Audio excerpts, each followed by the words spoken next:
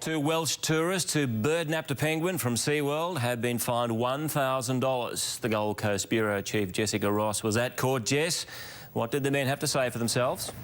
Well, Bill, they let their lawyer do most of the talking, and he basically summed up their actions in a few words. He said it was alcohol mixed with immaturity and stupidity. He said, quote, "It seemed like a good idea at the time when the men aged 20 and 21 decided to steal Dirk the penguin. They later bragged about their actions on Facebook. That's how they came to the attention of police.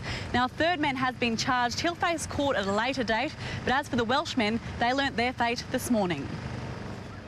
A sobering moment for two men still paying the price for one drunken night out. Do you guys want to say an apology at all?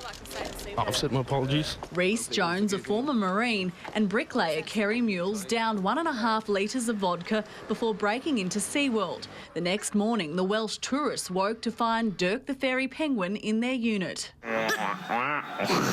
Their lawyer, wearing a tie to match the occasion, told the court the situation was reminiscent of the movie The Hangover.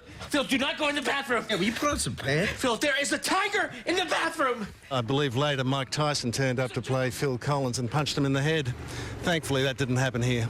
Instead, the men tried to feed and bathe Dirk, eventually releasing him into the Broadwater. He was later found by a young couple and returned to Seaworld, exhausted but relatively unscathed. The men also swam with the dolphins and let off a fire extinguisher in the shark tank. The magistrate said it was lucky they didn't decide to swim in there as well. "You could have found yourselves in the morgue if you'd gone into the wrong enclosure," he said. Both were fined $1,000 with no conviction recorded. Pretty embarrassed, yeah. What would you like to say to Seaworld? Hope they can forgive me. On the Gold Coast, Jessica Ross, 10 News.